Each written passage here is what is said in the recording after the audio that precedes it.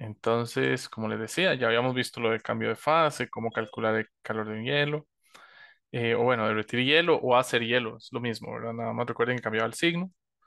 Eh, Ley de gases ideales, ya lo hemos analizado, igual ustedes esto lo vieron en química.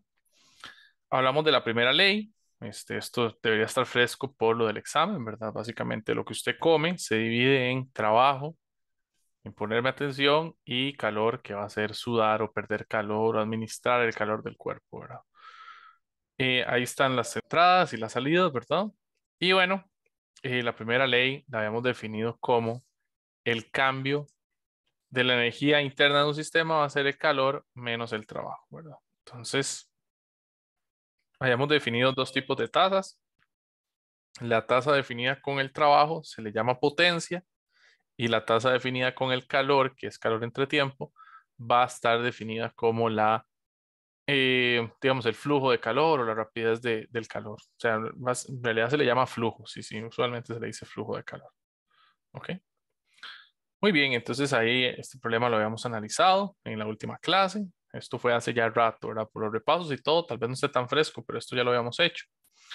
Y bueno, ahora sí, procesos termodinámicos. El proceso térmico es un proceso en el cual, como dice ahí, la temperatura es constante, ¿verdad? Algo importante para todos los procesos termodinámicos, antes de empezar, tal vez por ahí. Para todos los procesos termodinámicos vamos a suponer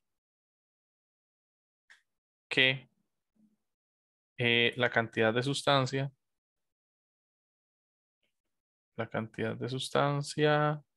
es constante. La cantidad de sustancia ay, es constante. Es decir, N, la cantidad de moles, es una constante. O sea, 5, 10, 15 moles, siempre se queda igual. ¿Ok? Entonces, ahora bien, recuerden que según la ley de gas ideal, la ecuación que íbamos a usar era PV igual nRT, ¿verdad? Entonces, ese N siempre va a ser constante. Ahora vamos a variar las otras variables, valga la redundancia. La primera es dejar T constante. Si T es constante, sucede que el cambio en energía también va a ser, o la energía en total va a ser constante, es decir, el cambio de energía va a ser cero. Y nos queda que el calor es igual al trabajo. ¿Por qué? Porque el cambio de energía era Q menos W. Y entonces de ahí, si esto es igual a cero, entonces me queda que Q va a ser igual a W. ¿Ok? Estoy haciendo un repaso, esto lo hemos hablado, eh, pero bueno, es importante, hace rato no vemos materia nueva, entonces para repasar. Eh, Como el calor es igual al trabajo, si yo calculo el trabajo, ya tengo el calor. ¿Y cómo se calcula el trabajo en una isoterma? Con esa fórmula que está ahí. nRT igual, nRT por el logaritmo natural del volumen 2 entre el volumen 1. ¿Ok? Ahí estamos suponiendo, y lo vamos a hacer para todos los procesos, vamos a suponer gases ideales. ¿Ok?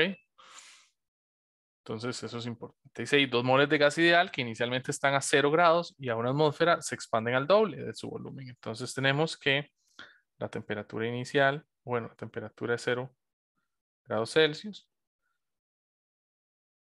Esto es 273 Kelvin. La presión va a ser una atmósfera, es decir, 101.325 pascales. Y el volumen inicial, pues va a ser un V y el volumen final va a ser dos veces ese V. Vea que no nos dicen cuánto es, pero nos dicen que aumenta al doble, ¿verdad? Entonces, de ahí, si al inicio era V, al final va a ser 2V. Si la temperatura es constante, calcule el trabajo y el calor. Bueno, entonces el calor va a ser igual al trabajo, que va a ser igual a nRT logaritmo natural. Ay, qué feo me quedó ese logaritmo natural. Logaritmo natural de V final entre V inicial. Eso va a ser entonces, vean que me dicen, bueno, no lo apunté, pero aquí dice que N es igual a 2 moles. Entonces esto va a ser 2 por 8,314. Recuerden que ese era el valor de R para el SI. Cuando usted usaba litros y atmósferas, creo que es que usa el que usaban en química, que creo que es 0,088 algo.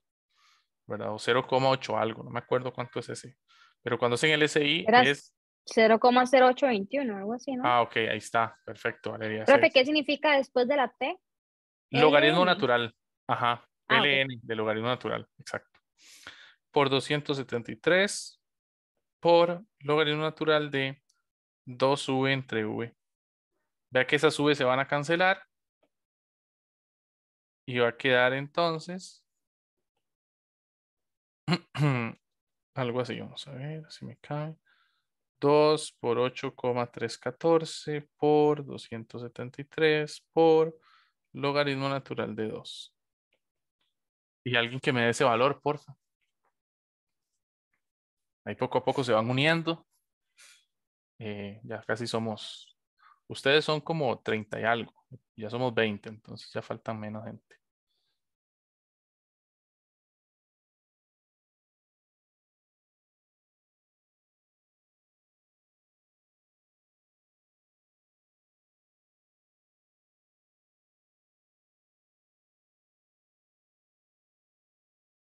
¿Cuánto da? Ese problema, si no me equivoco, lo hemos hecho o no. Va, profe, es que no tengo ando buscando la calculadora. Ok, ok. Alguien más ahí, alguien que tenga la calco. Ah, bueno, voy a abrir el chat. Tal vez alguien ya me respondió por el chat. Tal vez le estoy A pidiendo mí me mucho. dio 3156,34. Voy. Deme un chancecito para leer lo que me dijo. Ah, ¿cómo fue? Perdón. ¿Tres Tres mil mil cuánto? ciento cincuenta y seis 3156. coma treinta y cuatro. Perfecto. Ah, Ujú. suave, no. O sea, sí, pero es que me falta, puse 8,34. Tres Ah, mil ciento cuarenta y seis coma cincuenta. perfecto. 3146,5. Y es un calor o es un trabajo, es decir, está en joules, ¿verdad? Muchas gracias, Diana. Fue Diana, ¿verdad? Sí, creo que sí. Estamos juntos, Annalise, Carlos y Mauricio. Perfecto. Muchas gracias, Andrés. Y Juan Carlos. Ah, bueno, ahí son todos, entonces. Perfecto. Muy bien. Profe, Dígame. yo estoy con Liana, cualquier cosa. Ok. Perfecto. Y chévere. Excelente. Muy bien. Entonces tenemos el proceso térmico. Muy bien. Ahora el proceso isobárico.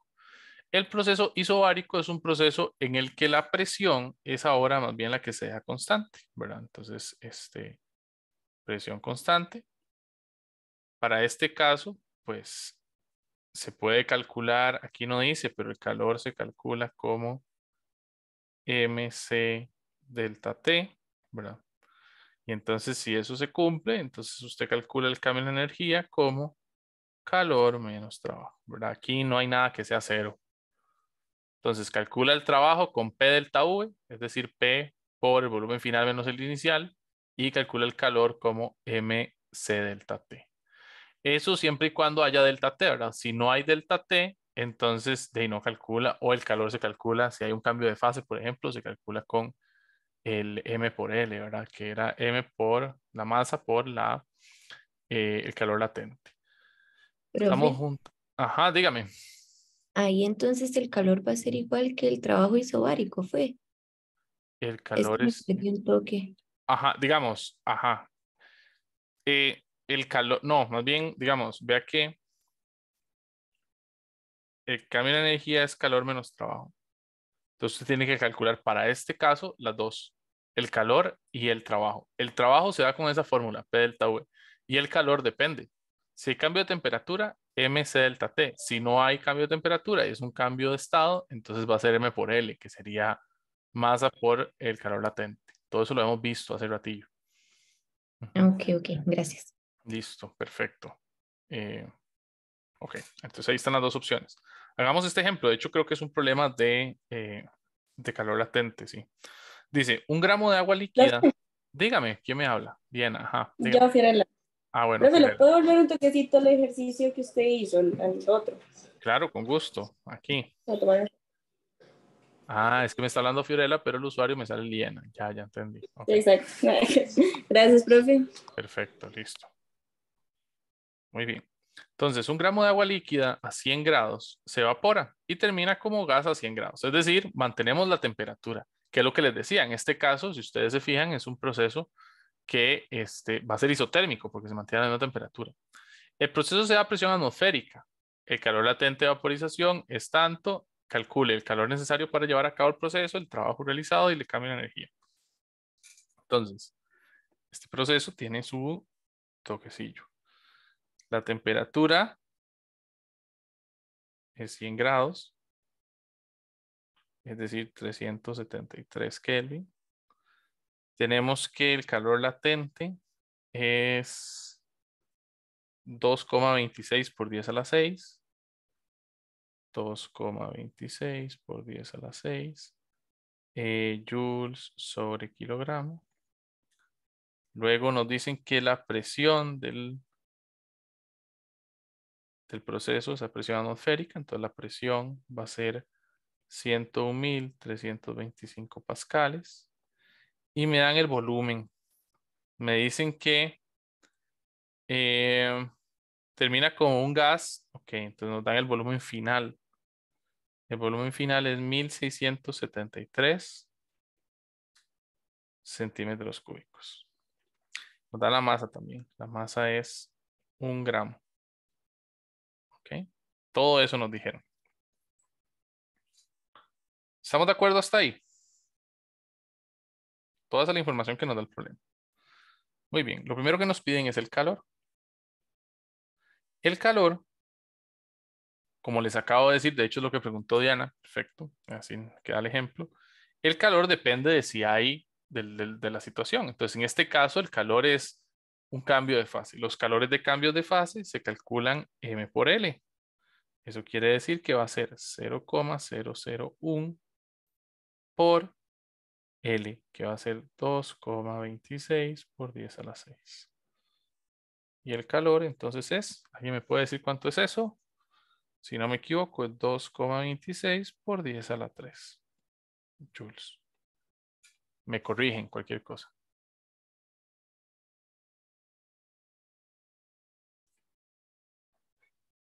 Sí, es eso, profe.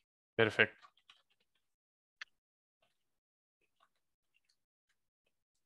Muy bien. Entonces tenemos el calor. Ahora nos piden el trabajo, ¿verdad? La parte A hace calor, entonces la B es el trabajo. Perfecto. Entonces esta es la parte A. Y ahora vamos con la parte B. El trabajo se calcula P por delta V. Es decir, P por volumen final menos volumen inicial. ¿Ok? Ahora, nosotros tenemos el volumen final y tenemos la presión. Nos falta el volumen inicial. ¿Cómo se les ocurre que podemos calcular el volumen inicial? ¿Cómo empieza el problema? ¿Cómo empieza el sistema? ¿Siendo qué?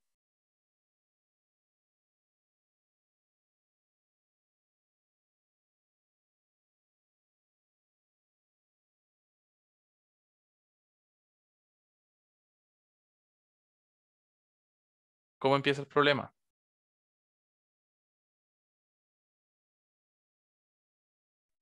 Como un líquido. Como Y agua con la líquida. Perfecto. Si tengo agua líquida, ¿cómo calculo el volumen de agua? Si tengo la masa, ¿qué necesito usar? Densidad, no. La densidad, ¿verdad? Entonces la masa entre la densidad es el volumen. La masa es 0,001 y la densidad es 1000, ¿verdad? Entonces esto va a ser 1 por 10 a la menos 6 metros cúbicos. Si no me equivoco, ¿verdad? Y esto también hay que hacer de conversión. Entonces esto va a ser 1 centímetro es 10 a la menos 2 metros. Y esto hay que elevarlo al cubo. Eso va a ser 1,673 por 10 a la menos 3, creo, metros cúbicos. Alguien que revise eso, por favor.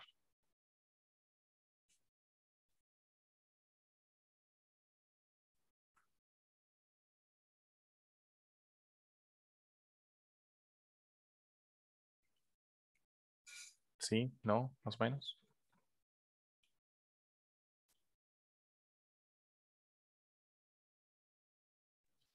Profe, ¿usted la masa ahí la pasó a qué unidad? A gramos, a kilogramos. Recuerde que estaba en gramos, ya que la masa es un gramo. Ah, Entonces ok. esto va a ser 1 por 10 a la menos 3 kilogramos. ¿Alguien se acuerda cuánto dio? ¿No? ¿Sí me confirman?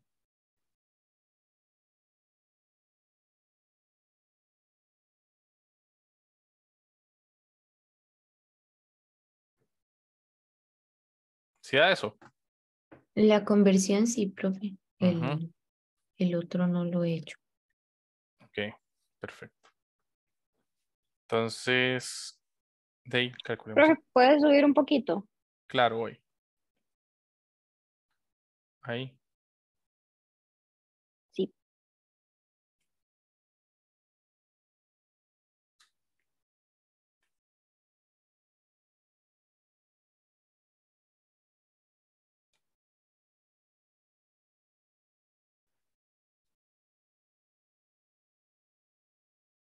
¿Cuánto da el trabajo? Ya que lo que hice fue multiplicar la presión por el volumen final menos el volumen inicial.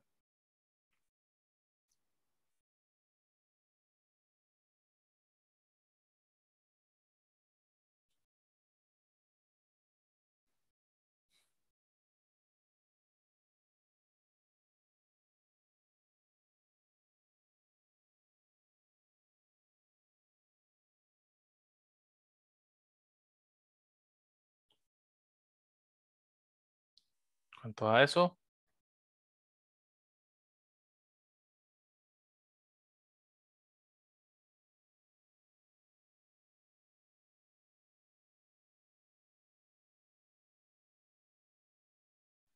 Dice Felipe que da 169,42.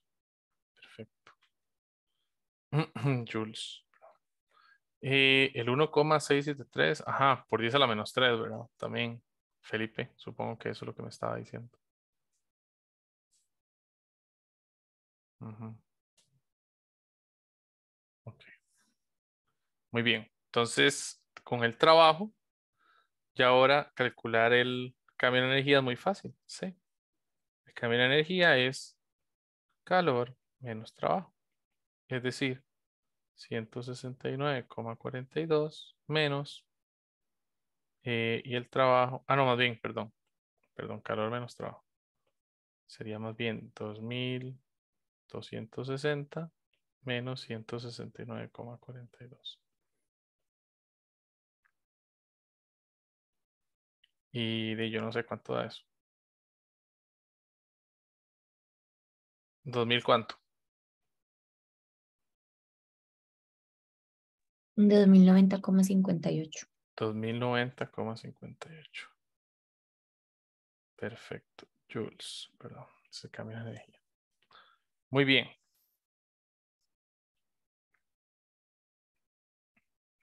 Entonces ahora, bueno, los dejo que copien ahí. Me avisan. Recuerden que la clase va a quedar grabada y bueno, yo luego la subo a YouTube. Ahí les queda, bueno, tanto a ustedes como al grupo de medicina. Entonces va a ser bastante pues, fácil de manejar, digamos así.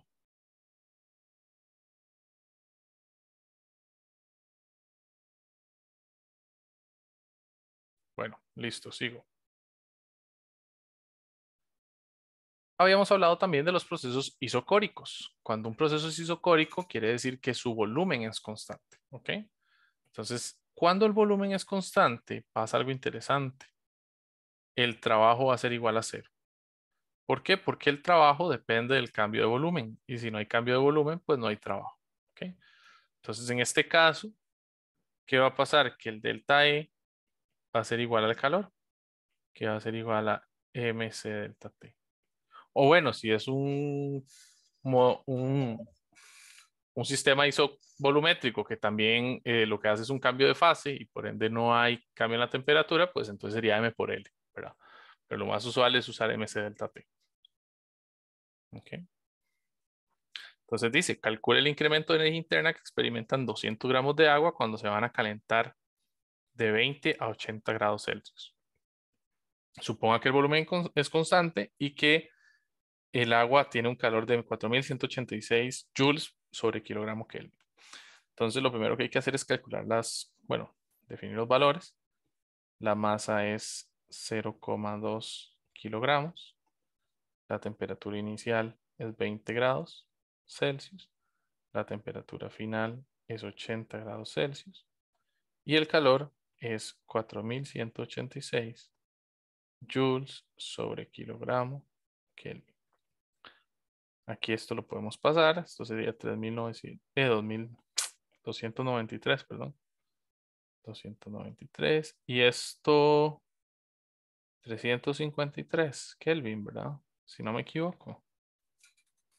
Creo que sí.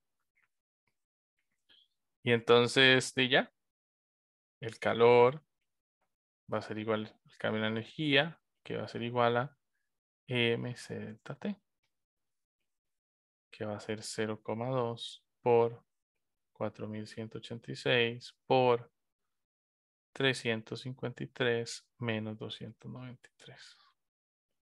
Y me dicen cuánto les da eso, por favor.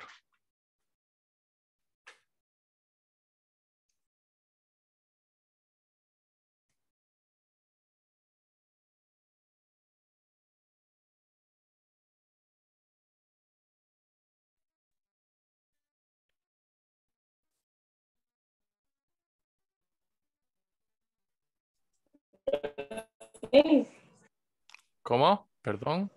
Profe, Sí, hola.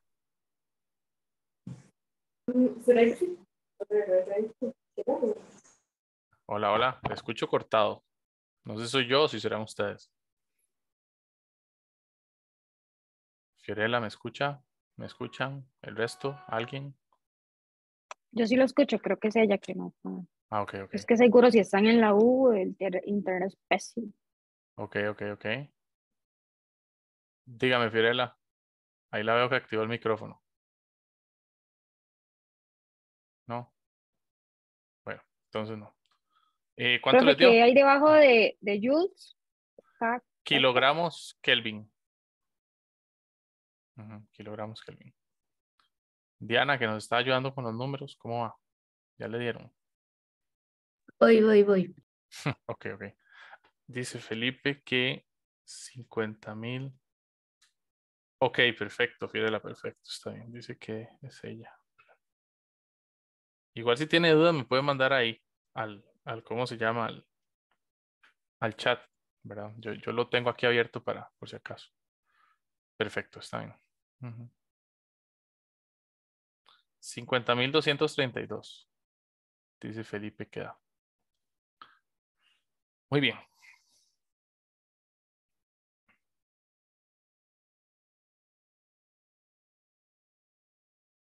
Profe, Dígame.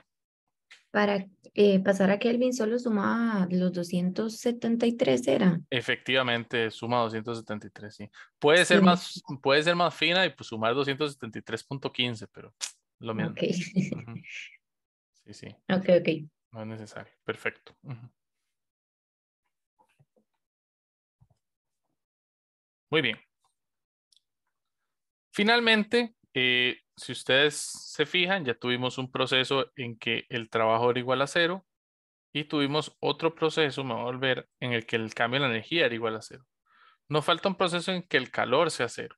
Y en ese proceso en particular le vamos a llamar el proceso adiabático. ¿Ok?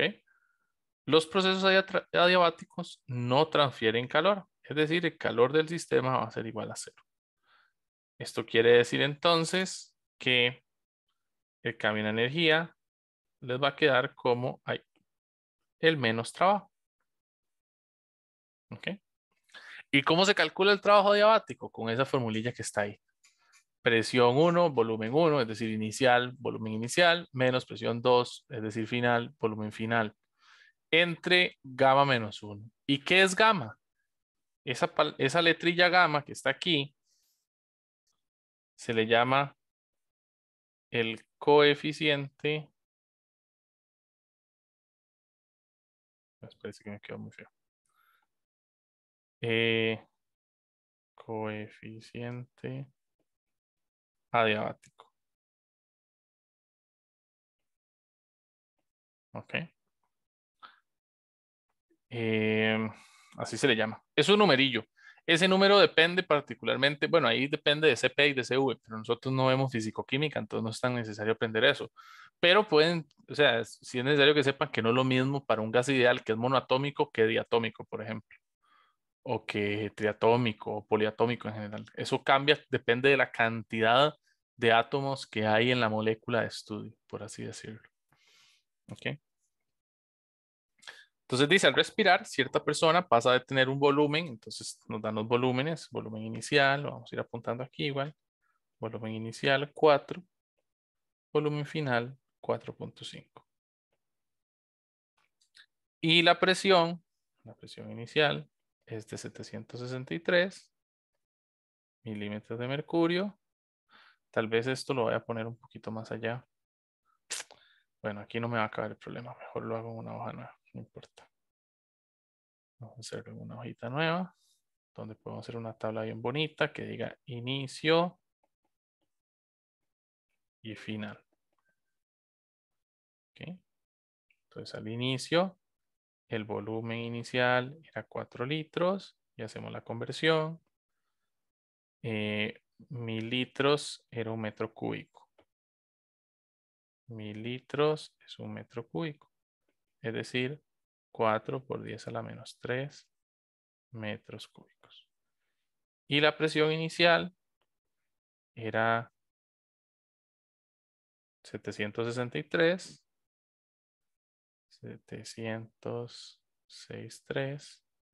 milímetros de mercurio por, y hacen la conversión, 101,325 pascales a 760 milímetros de mercurio. Me dicen cuánto da esa. Ok, esa sí no sé cuánto da. Lo voy a mover un poquitito para que quepa el número. Ahí. Y al final, lo que tenía era un volumen final de 4.5 litros, que va a ser entonces 4,5 por 10 a la menos 3 metros cúbicos.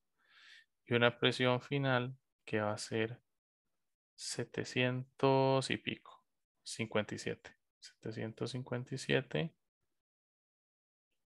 milímetros de mercurio. Y hacemos la conversión por aquí. 760 milímetros de mercurio. 101,325 pascales. Y me dicen cuánto dan esas dos conversioncillas de presión, por favor.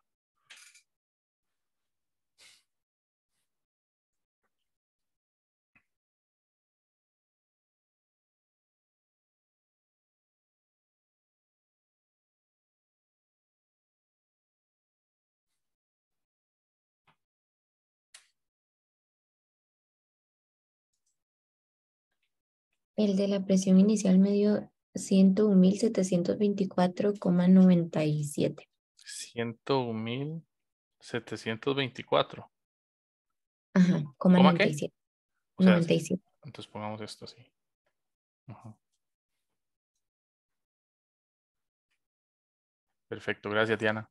Ujú. Con gusto. Em,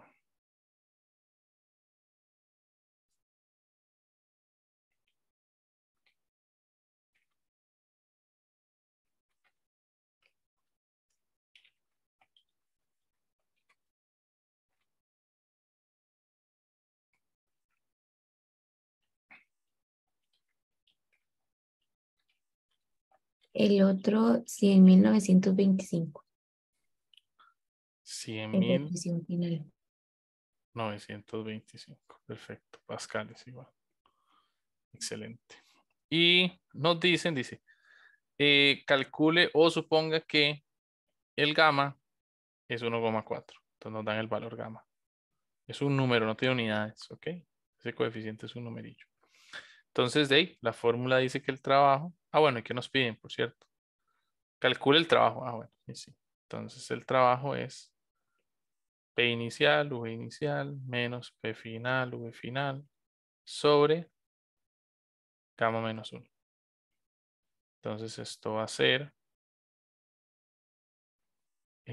4 por 10 a la menos 3 multiplicado por 101.725 menos 4.5 por 10 a la menos 3 multiplicado por 100.925.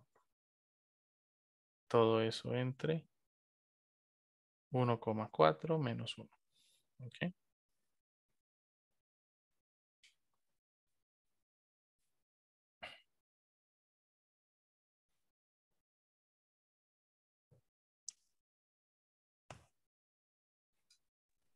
Menos 118,15. Bueno, 16.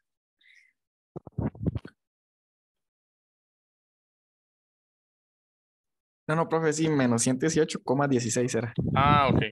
Menos 118,16. Ok. Parece que eso es. Preguntas.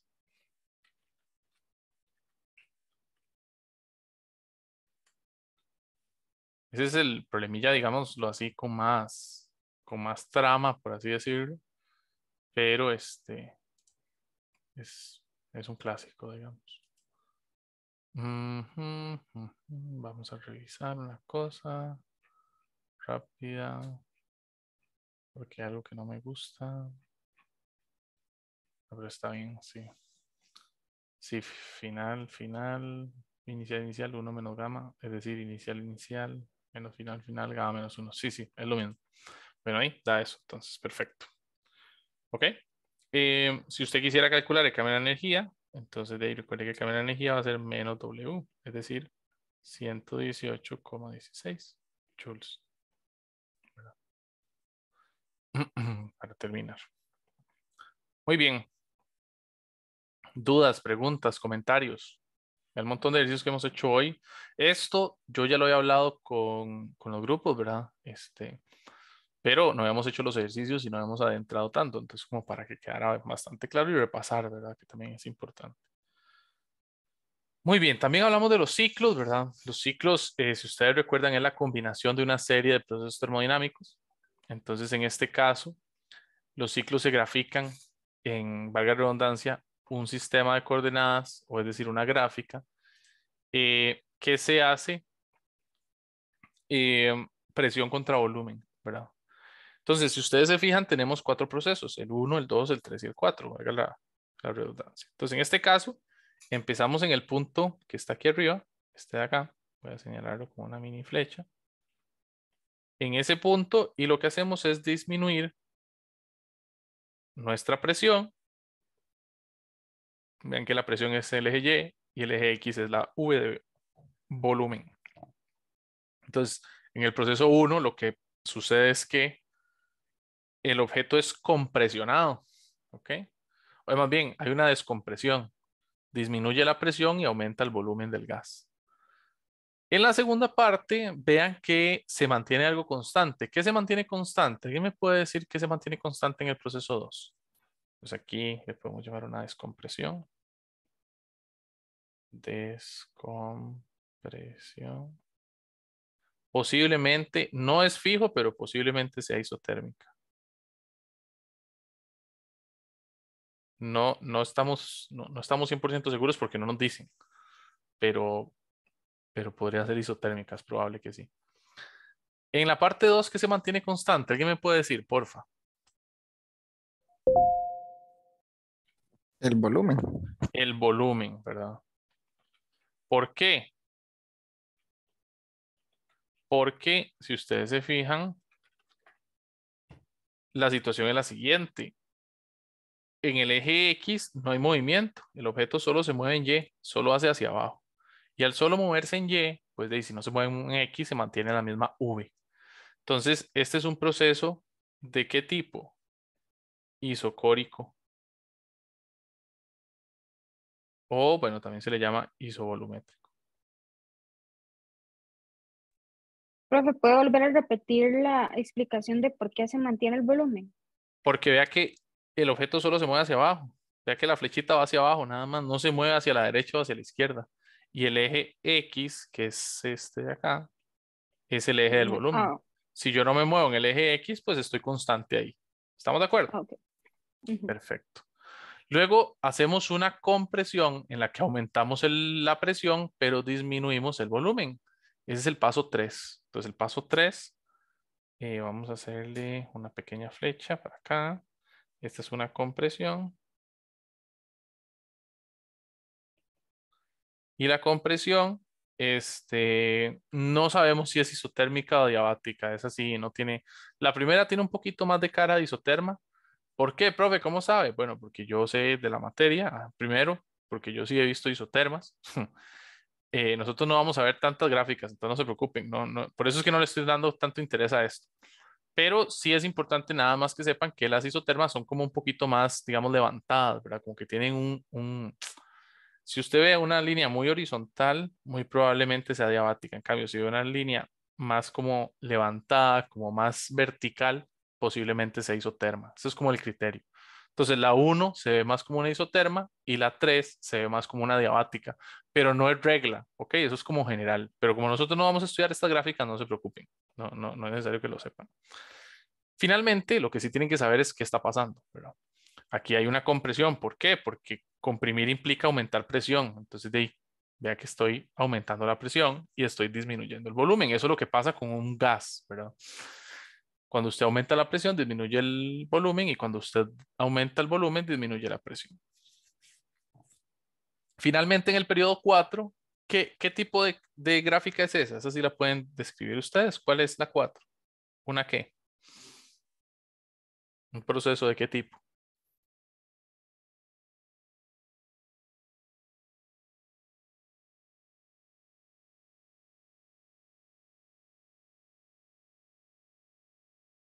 ¿El 4 qué es?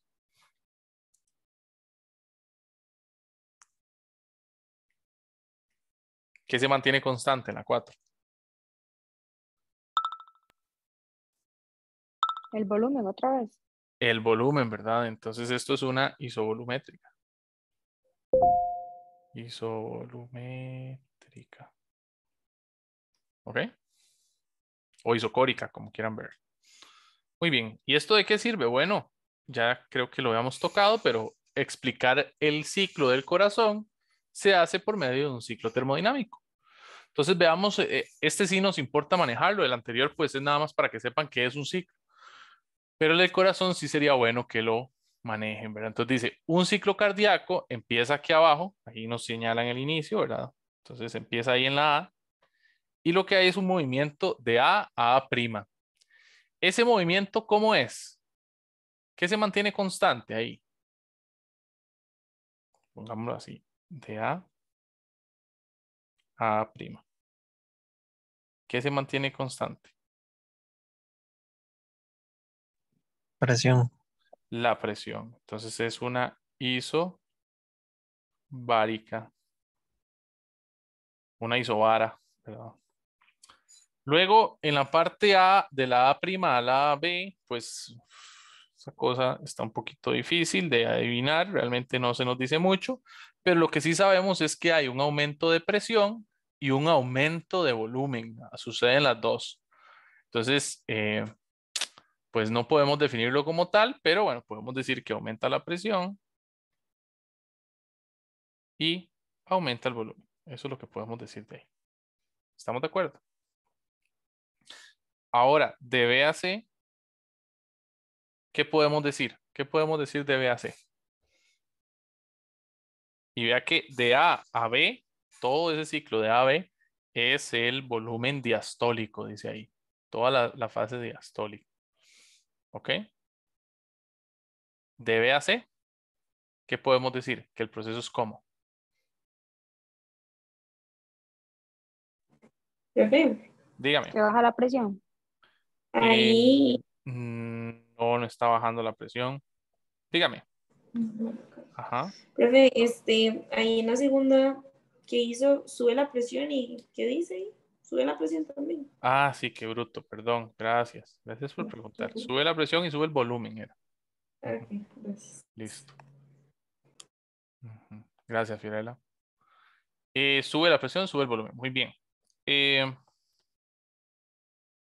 ¿Qué pasa en el tercero? ¿Alguien me puede decir? Te ve así.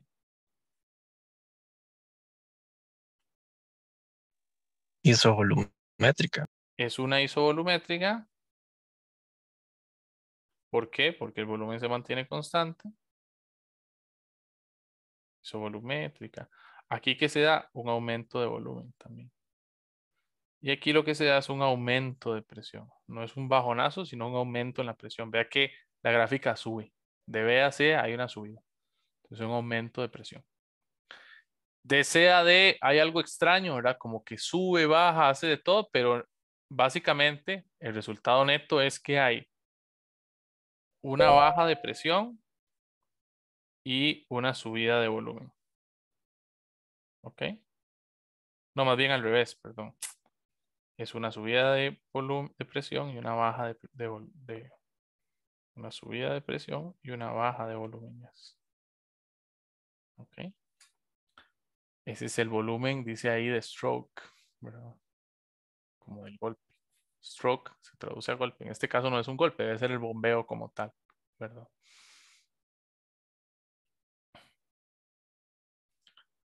Y finalmente, de D a A, ¿qué está pasando? ¿Qué tipo de gráfica es?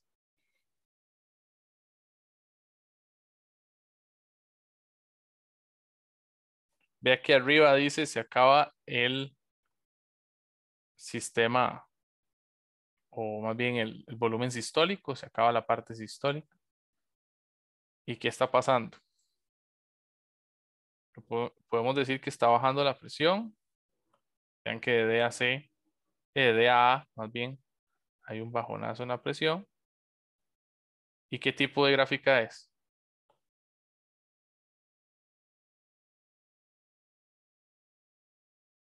¿Hizo qué? Volumétrica. Perfecto, Alberto. Muy bien, hizo volumétrica.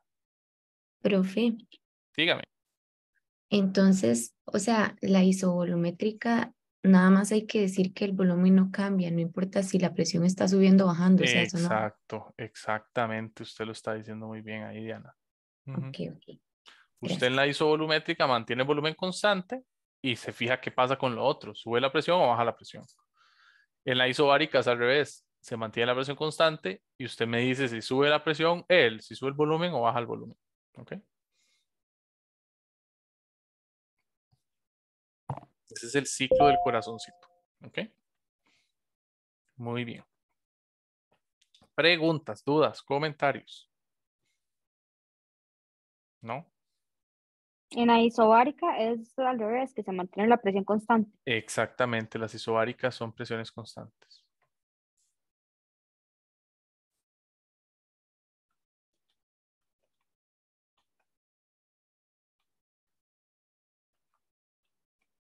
Muy bien, entonces.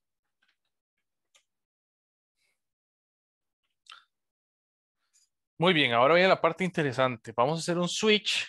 Ya terminamos los procesos termodinámicos. Ahora veamos cómo se mueve el calor. ¿Ok? Como yo les había dicho, cuando hablamos de energías, cuando hablamos de calor, no estamos hablando de vectores. Sin embargo, vimos que hay flujos de calor. El calor se mueve de un lugar a otro. ¿Cuál es la dirección? De nuevo, tengan cuidado, esta dirección, si yo tuviera cámara en mi computadora, estaría haciendo, o si estuviéramos en clase presencial, estaría haciendo, comillas con mis dedos, ¿verdad? Estoy así, entrecomillando con mis dedos. La dirección del calor se define, ¿verdad? Desde lo caliente a lo frío. Es decir, el calor se mueve de la zona de alto calor o alta temperatura, más bien, a la zona de baja temperatura. ¿Qué es lo que pasa entonces? Que siempre, o sea, nosotros, por ejemplo, el clásico ejemplo. El clásico ejemplo es tengo café muy caliente y le pongo un cubito de hielo. Nosotros tendemos a decir que hielo enfría, ¿verdad? Esa es la tendencia popular. El hielo yo lo pongo y enfría mi café o enfría mi fresquito. Pero en realidad lo que está pasando es al revés. Lo que está pasando, el flujo de calor, en realidad tiene sentido pensarlo así.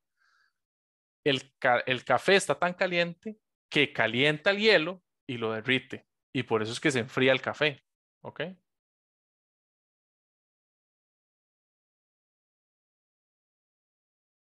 Como que lo irradia, profe.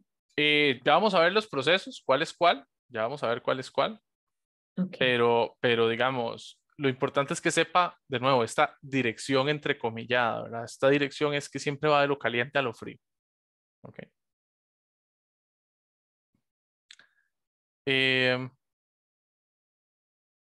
Dice ahí, la transferencia de calor se va a dar de un objeto de alta temperatura a otro de temperatura más baja. El traspaso de calor cambia la energía interna de ambos sistemas implicados, según la primera ley de la termodinámica. Entonces, dice, el traspaso de calor cambia la energía de ambos sistemas según la primera ley de la termodinámica. ¿Qué decía la primera ley?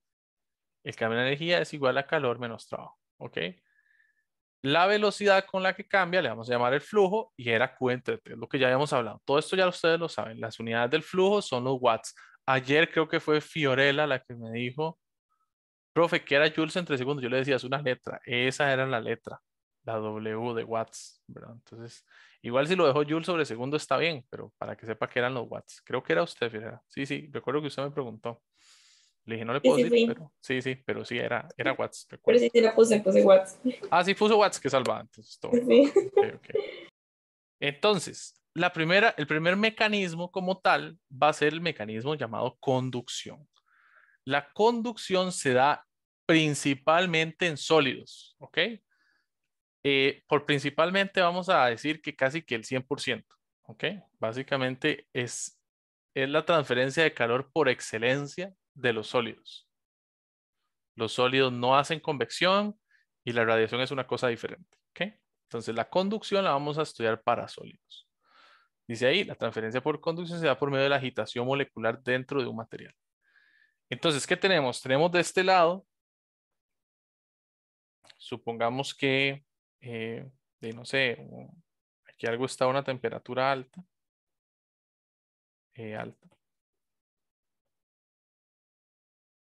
Y esto está a una temperatura baja. ¿Ok?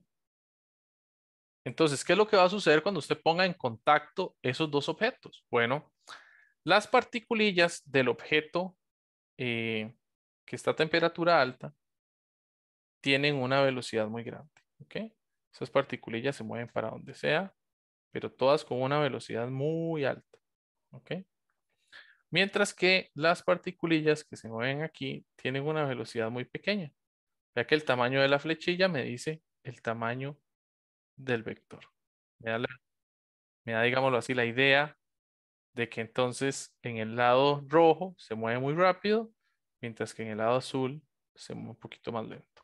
Y esto ya lo sabíamos porque habíamos definido que la temperatura era la manera de describir la energía cinética de las partículas. ¿Se acuerdan? Que habíamos dicho eso. Entonces, ¿qué va a pasar? Cuando usted tiene un material, particularmente un material sólido, y usted lo hace o lo pone en contacto con otro objeto que está más frío, digamos un sólido caliente con un sólido frío, las partículas del sólido caliente van a estar moviéndose muy rápido. Y inevitablemente van a empezar a chocar con las partículas del objeto que está frío. ¿Qué pasa cuando esas partículas se tocan o chocan? En realidad lo que se llama es que hay colisiones, ¿verdad? Entre las dos partículas. Cuando se da una colisión, se da un choque entre una partícula que va rápido y una partícula que va lento, la partícula que va rápido pierde energía y se la da a la partícula que va más lento. Entonces, ¿qué pasa con la partícula que va más lento? Empieza a ir más rápido.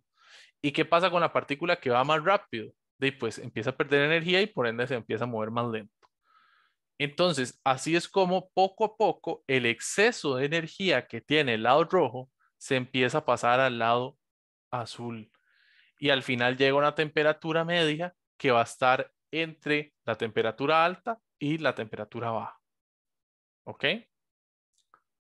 Entonces, si la temperatura alta era 100 grados y la temperatura baja era 0, la temperatura final del sistema, cuando yo pare o cuando ya no haya transferencia de calor, va a ser una temperatura entre 100 y 0.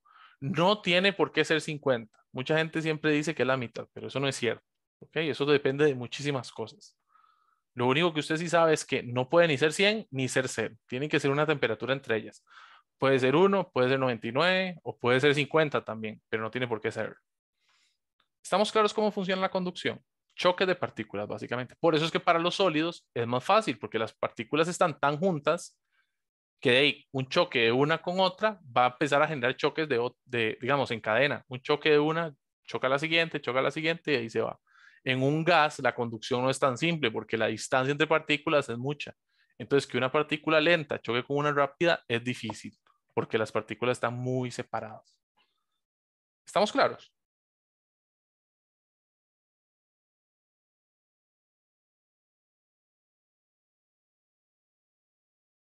¿Sí? ¿No? ¿Hola? Sí, profe. ¿Todo claro? Ok, muy bien.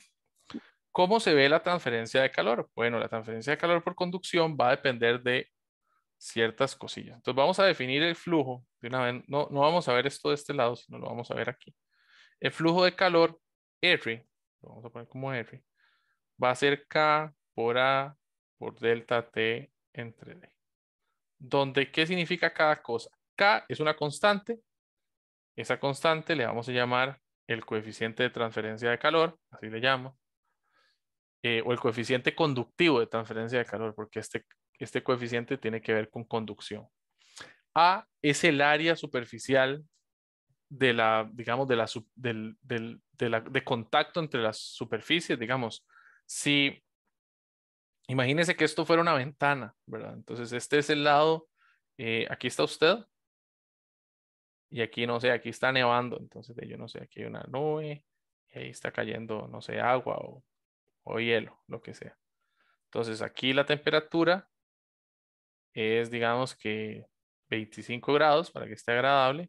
Y aquí afuera la temperatura es igual a menos 2 grados. ¿Ok?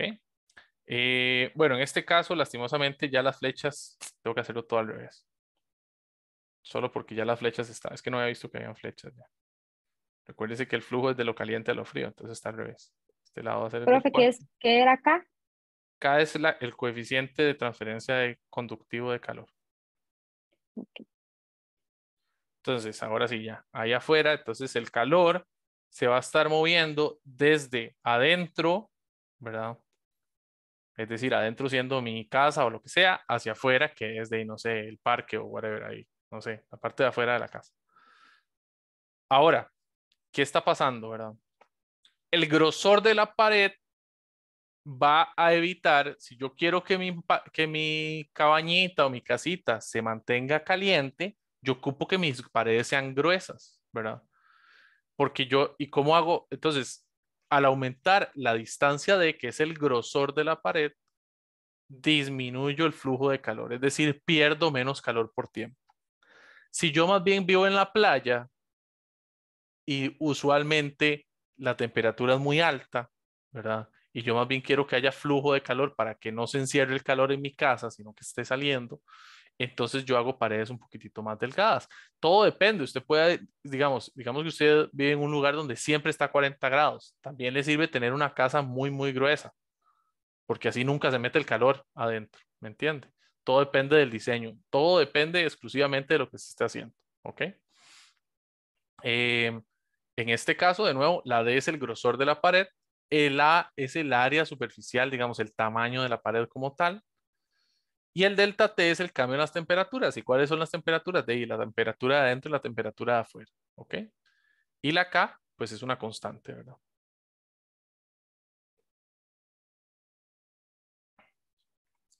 Ahí hay ciertas conductividades térmicas. Le dije que era la constante de no sé qué, pero bueno, también le puede llamar conductividad térmica, que es lo más usual. em, para diferentes valores, para diferentes sustancias, la plata, el cobre, el hierro. Claramente no es lo mismo hacer una pared de metal que una pared de, no sé, concreto, o tener un vidrio, o tener una ventana de vidrio y una ventana de otra cosa, ahí, no sé, de plástico, o lo que sea, ¿verdad? Entonces, todo eso depende, ¿ok? Vea las unidades, están en watts sobre metro grado Celsius. Eso está en LSI. El grado Celsius, pues no está en LSI, es Kelvin, pero no hay problema. Igual se puede usar así. ¿Ok? Entonces nos dice, calcula el flujo de calor a través de un vidrio de ventana de 0.5 centímetros de espesor. Entonces nos dan la D, el grosor, el grosor es 0.5 centímetros. que va a ser 0,5 por 10 a la menos 2 metros de una vez. Nos dan que la temperatura fría es menos 5 grados. La temperatura caliente es 4 grados. Y nos dan las dimensiones de la ventana. Vea que si usted hace la ventana por así, ¿verdad? Ahí tiene cierto grosor.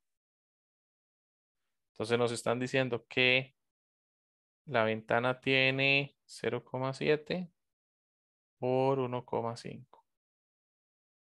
Entonces el área, ya que este es el área que necesito calcular, va a ser 1,5 por 0,7. ¿Alguien me puede decir cuánto es el área, por favor?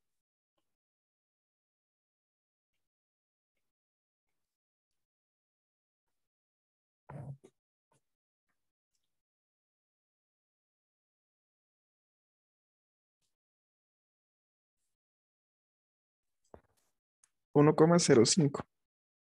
1,05 metros cuadrados. Bueno, ese es el área. Y nos dicen que el material es vidrio, ¿verdad? Entonces, el flujo de calor R va a ser K A delta T entre D. ¿Dónde está K? Bueno, hay que ir a buscarlo. La del vidrio está aquí, 0,80. Entonces va a ser 0,80 por 1,05 por el cambio de temperatura. Recuerden que la dirección de flujo siempre es el caliente menos el frío. Entonces va a ser 4 menos 5 entre la distancia. Y la distancia va a ser 0,5 por 10 a la menos 2, que es el grosor de la pared. Bueno, de la ventana. ¿Cuánto les da eso? Debería ser un número positivo.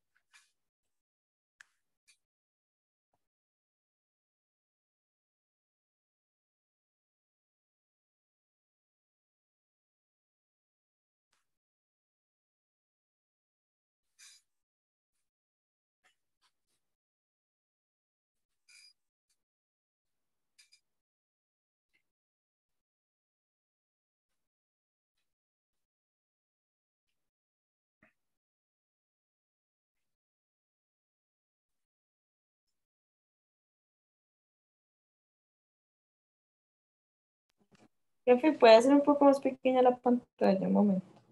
Claro. Gracias.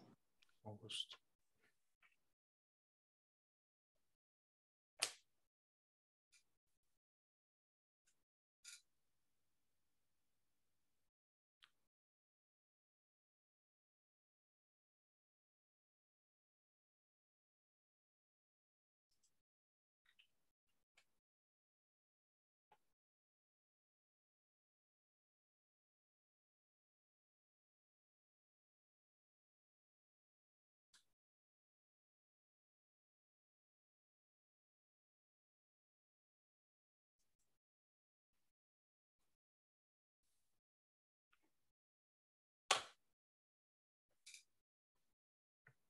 Listo.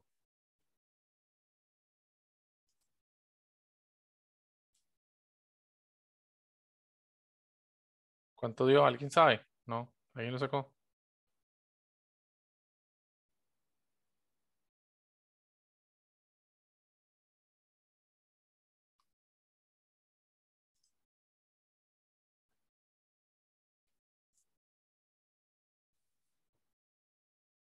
¿Alguien?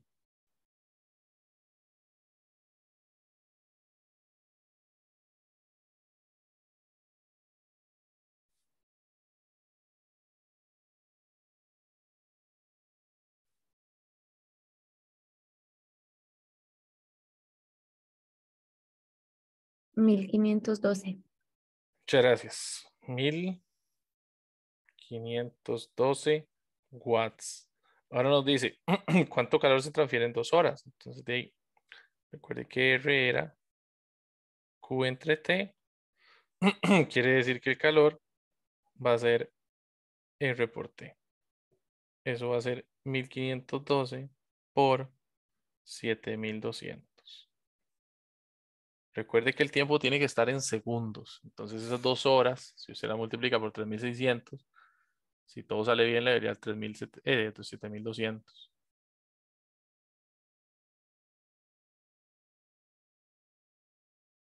1,09 por 10 a la 7. 1,09 por 10 a la 7 joules. Perfecto. Muy bien. Los dejo que copien. Profe, Dígame. siempre va a ser positivo, ¿verdad? Porque o sea, el que es negativo tiene menos temperatura. Sí, digamos, en realidad, tener cuidado. Aquí como nos están pidiendo el flujo en general, pues todo bien, o sea, no hay problema.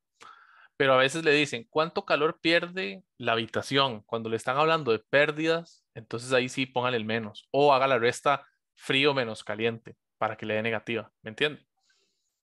Ok, Pero es ok. más fácil que usted siempre calcule todo caliente menos frío y eso siempre le da positivo. Y si le están hablando de una pérdida, usted le ponga el menos porque está perdiendo ese calor. ¿Me entiende? Ujú, ujú, ujú. Entonces ahí nada más Igual ten cuidado con eso y ya. Ujú. Ok.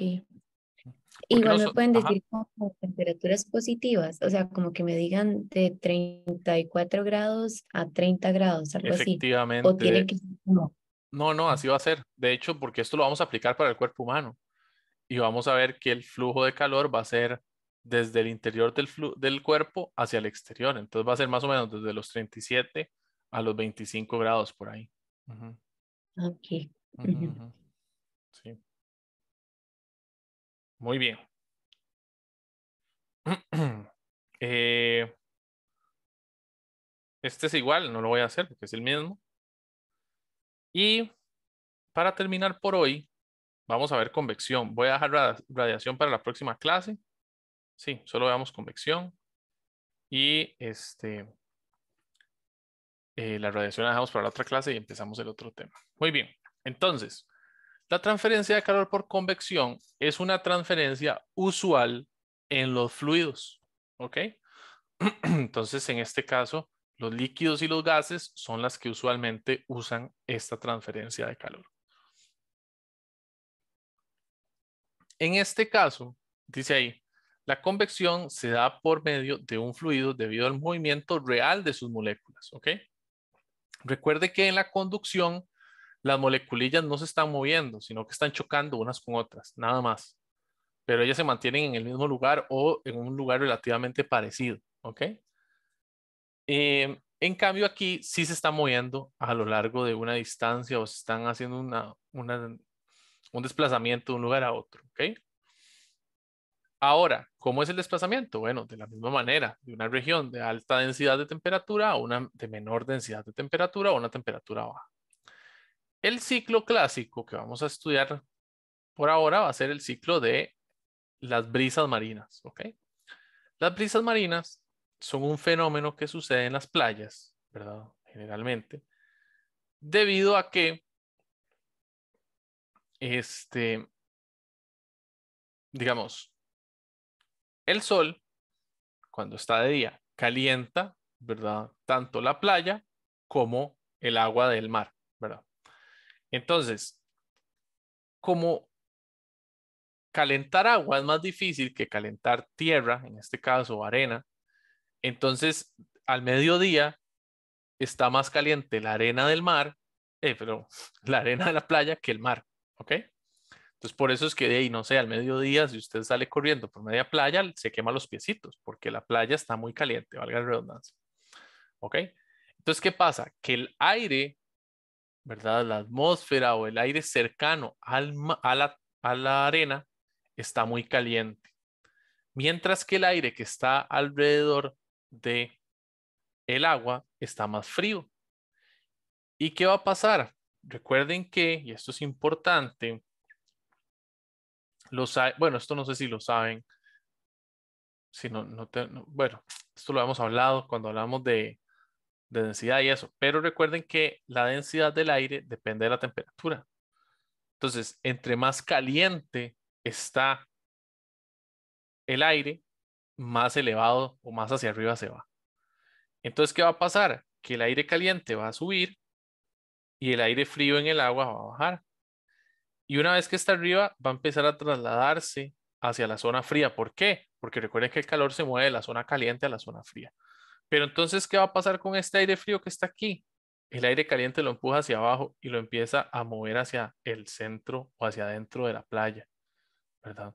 Entonces, si usted está aquí en la playa, asoleándose o lo que sea, usted al mediodía siente como que de la playa viene, o más bien del mar viene como cierta brisa, cierto, no sé, como un vientito refrescante. Eso es el efecto de la brisa marina. ¿Por qué? Porque el agua, o más bien el aire que está encima del agua fría, va a venir mucho más frío que el aire que usted tiene alrededor, que está cerca de la arena, que está muy caliente. Ahora, ¿qué pasa en las noches? Bueno, no sé. Espero que haya alguien que viva en algún lado que sea cercano a la playa. No me van a dejar mentir. Usualmente las noches en la playa, pues no van a ser frías porque no son frías, pero se siente como cierto bochorno hasta cierto tipo, ¿verdad? Depende de dónde está usted, pero usualmente se siente algún tipo de bochorno. Esto se debe a este fenómeno inverso de la brisa marina. Entonces, ya horas de noche. En la noche, pues obviamente todo está más frío. Si usted se fija y si usted haga el experimento, usualmente, esto no es regla, ¿ok? Esto no es 100% de las veces pasa, sino que pasa en las zonas donde es caliente. Por ejemplo, en una playa en la Antártida, pues esto no sucede así, ¿verdad? Porque hay demasiado frío siempre. Pero en Costa Rica, donde las playas son calientes, este fenómeno sucede, ¿ok? Entonces, volviendo al tema, en la noche, si bien es cierto, calentar agua es más difícil que calentar arena, enfriar la arena es mucho más rápido que enfriar el agua, ¿ok? Entonces, si bien es cierto, en el día el agua no llegó a hervir porque tampoco no hizo tanto calor, el agua sí se calentó y la arena también, por eso usted se quema los pies. Pero en la noche, cuando hace frío, la arena pierde todo ese calor que había ganado de una manera muy rápida. En cambio, el mar no pierde el calor tan rápido que ganó en el día, ¿ok? No es tan rápido el proceso de perder el calor en líquidos, ¿ok? Lo hace más rápido los sólidos. También depende del cuál sólido estemos hablando, pero particularmente con la arena del mar es así. Entonces, ¿qué está pasando? Básicamente, la playa está más fría o el aire que está en la playa está más frío que el aire que está mar adentro, digámoslo así. ¿Por qué? Porque el mar está calientito. Tanto así que hagan el experimento, como les digo, si usted va a caminar en la playa en la noche, la arena está como relativamente fría y si usted mete los pies en el mar, va a sentir como que el mar está tibio, ¿verdad? No es que está congelado. Generalmente en la noche el mar se siente un poquitito más atractivo, digámoslo así, porque se siente cierto calor, ¿verdad? Ok, no es que esté hirviendo el agua, pero está un poquitito más caliente que la arena. Usualmente, esto no es regla, pero usualmente es así. Entonces, ¿qué está pasando? Que el agua está más caliente que la arena y entonces pasa el proceso inverso. Del lado del agua sube el aire, se calienta y por estar caliente se viene hacia la playa y el aire frío que está en la playa se va hacia adentro al mar. Y por eso usted en la noche siente como cierto calor, ¿verdad? ¿Por qué? Porque todo el aire caliente del mar está llegando y se está quedando instalado y la playa la que se está encargando de enfriar, ¿verdad? Eso genera, si ustedes ven, una corriente llamada una corriente de convección. Esa corriente va a hacer que siempre haya movimiento de partículas, desde lo caliente hacia lo frío y también de lo frío hacia lo caliente.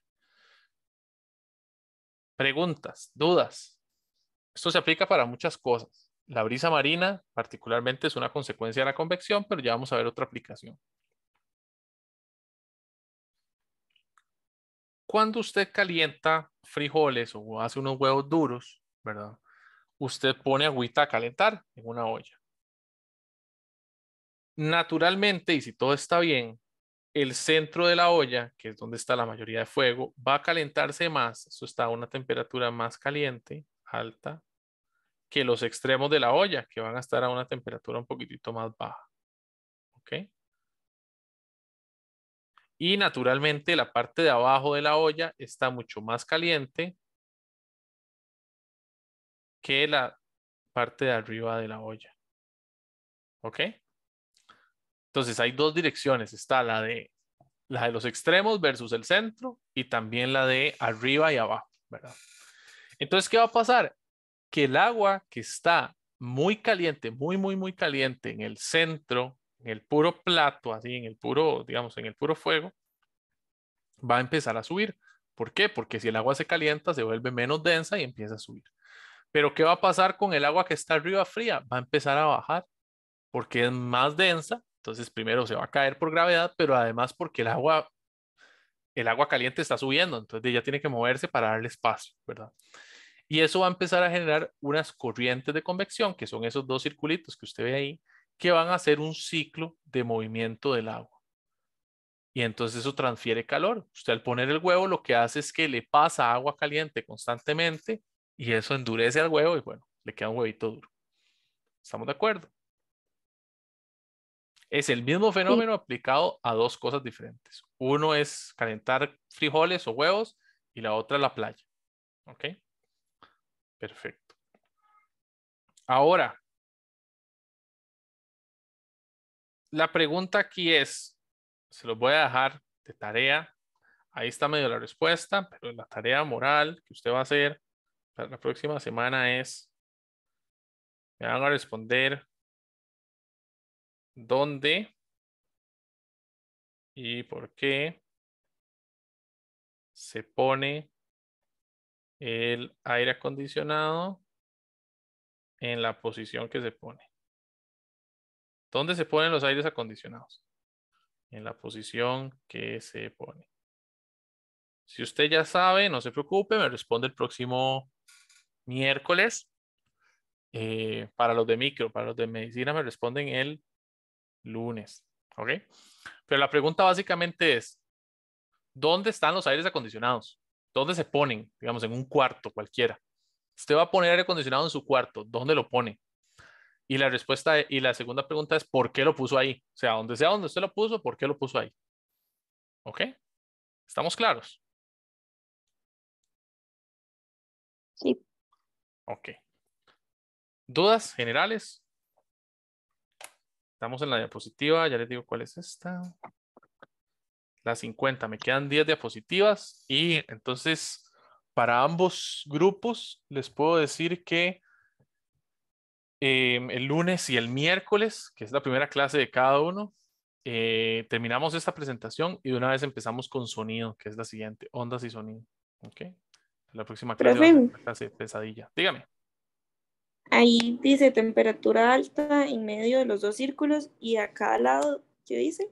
Temperatura baja, es que no me quedó bonito, pero sí, a ese lado no es, o sea, esta temperatura baja es más alta que la de arriba, pero es más baja que la del centro. ¿Sí me entiende? Ajá, y la de la derecha también es baja. Sí, la de la derecha. Sí, los extremos que están abajo son Ok, temperaturas bajas comparadas con la del puro centro. ok, listo, gracias. Perfecto. Ok. Bueno, ahí estamos entonces. Nos vemos el miércoles y el lunes, respectivamente. Se cuidan, pura vida. Muchas gracias, profe. Con gusto, claro. Gracias, profe. Bye, Sí. pura vida.